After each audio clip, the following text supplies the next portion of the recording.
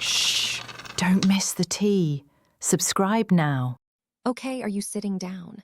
Pour yourself some wine or tea or whatever because I am spiraling and I need you to spiral with me. I have to tell you everything about Liam. And I mean everything. So you know how I met him, right? And you know how I've been like on cloud nine for the past. God, has it only been 2 months?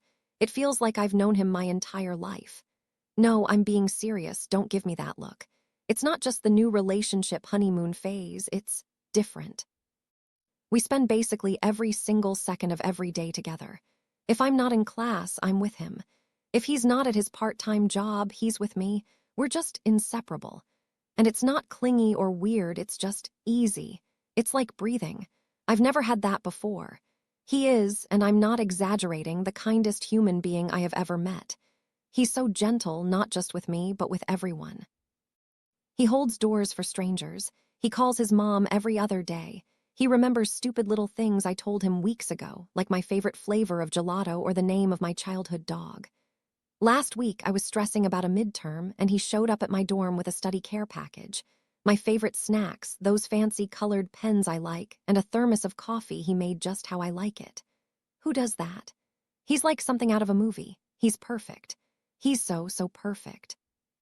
And that's the problem. That's where this whole thing gets so twisted and awful. Because I feel like I'm living this beautiful, perfect lie. You know about my dad. You're one of the only people who really, truly knows. I don't have to spell it out for you. The man who was supposed to be my protector, my father, he was just a monster hiding in plain sight. Always there physically in the house, but never there. And when he was God, when he decided to be present, it was a nightmare. The yelling, the other stuff. It's this giant, dark, ugly stain on my soul, and it follows me everywhere. It's not something that's in the past. It lives in my bones. It's a part of me, and I hate it. And I haven't told Liam. Not one single word. I trust him. I swear I trust him more than I've ever trusted anyone in my entire life. But this is the one door in my heart that is bolted shut, padlocked with barbed wire wrapped around it. Every time I even think about opening it, I feel sick to my stomach, because all I can picture is his face changing. Right now, he looks at me like I'm magic or something. If I tell him, what will he see then? Will he see me, or will he just see a victim? I'm so terrified he'll start treating me like I'm made of glass. And then there's the even darker thought. What if he just leaves? Remember Jake? When I tried to tell him, he literally said, "Wow, that's heavy," and ghosted me. I can't go through that again. Not with Liam. The whole thing is so much more complicated because my dad is still around. He's a real, breathing person that Liam has met. Over winter break, my dad put on his charming, cool dad act. Liam thought he was great. He said, "Your dad's a cool guy." I almost choked, and now I'm stuck.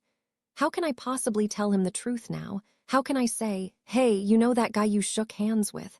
Yeah, he used to throw me against walls." I thought maybe I could just never tell him, just bury it forever.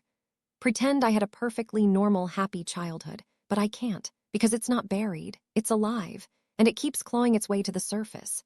Something happened last week. It was awful. We were at his place, just chilling on the couch, watching a movie. It was perfect. We were laughing, I was curled up against him, feeling so safe and warm and loved. And then he did this totally innocent thing. He was just being playful, and he leaned over and whispered, "Let me crack your back." And he put his hands on my shoulders to give me a gentle squeeze. And I just broke. It was like an electric shock. The world went silent. I wasn't in his apartment anymore. I was a little kid again, and my dad was doing the same thing, only it wasn't a joke. It was a punishment.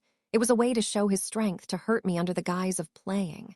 My entire body went rigid. I couldn't breathe. All I could feel was pure animal terror. I shoved him. Like I full-on pushed him off me, scrambling away to the other side of the couch. I was hyperventilating, tears were just streaming down my face, and I couldn't stop shaking. The look on his face, oh God, it will haunt me forever. He was so confused. He just looked at me with these wide, hurt eyes, and he had no idea what he'd done. He kept saying, "Hey, what's wrong? What did I do? I was just kidding." And I couldn't say anything. I just shook my head and cried. And you know what he did?